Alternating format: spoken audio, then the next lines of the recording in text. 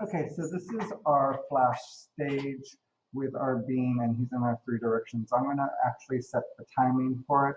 I'm going to insert a keyframe for the body at 40 and a keyframe at 80, because that's how long I want it to move. So this is where he's going to end.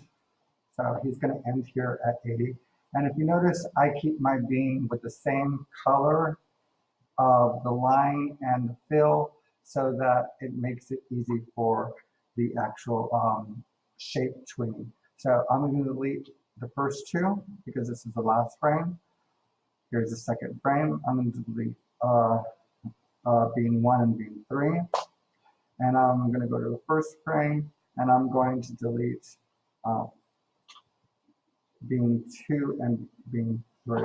So there we go. So now we just have the first one, the second one, and the last one on their actual frames. I'm gonna actually make I'm gonna insert a frame for the original art so we can see where he's jumping to. So he's jumping from the top of the box to the second box over here and then onto the ground. And he has some paths that he needs to go to. So I'm going to come over and I'm going to make a shape tween. So he tweens from each section. So this is the shape tween. And currently he's moving from one beam to the next beam to the next beam.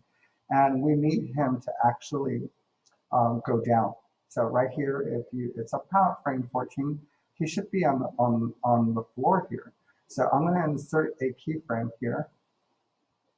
So now he was changing from this beam to this beam, and this was the actual transition of what's going on there. And now I'm going to move him down. So now if you notice that instead of going straight across, now he went down. But now he's going straight down. And right here, he should be up higher. So I'm going to insert a keyframe, and he's going to go higher. So now he's going to go up and down. So from here, he's going straight across, and he needs to go up. So about here is the top of his arc. So I'm going to insert a keyframe, and he's going to go up.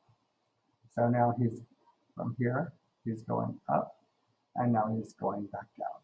And here he's going straight across.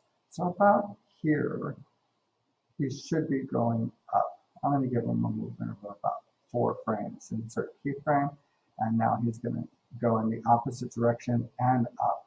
So he's going to go from here to here, and now he's going straight across again, and he should be going down. So I'm going to give him about 4 frames. I'm going to insert a keyframe, and I'm going to have him go down here. So now he's going to go up and down. And here, this is where we could actually just use the movement, and we're going to then just say this is halfway distance in that arc, insert a keyframe, and we put him at the top of the arc. And now he's going to come over here, and he should be down on the ground. And I'm going to insert a keyframe, and we're going to bring him down. And then here is the middle of that arc. And I'm going to insert a keyframe, and now he's up on that arc. And now he's down. So he's moving in all the directions, so we can actually play him. Let's go ahead and I'm going to control loop playback. I'm going to hit enter so he plays. Boom, boom, boom, boom.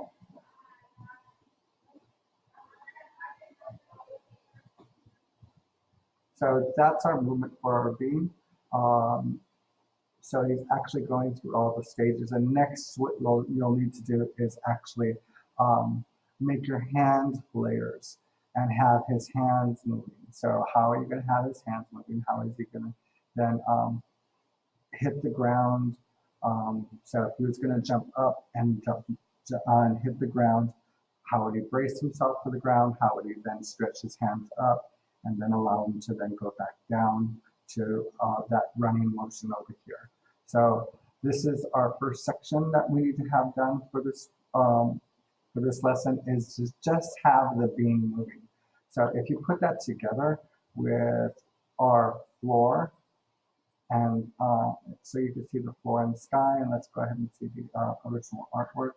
And I'm gonna, since this is all basically stagnant, it doesn't move, you can just insert a frame, and that will then continue.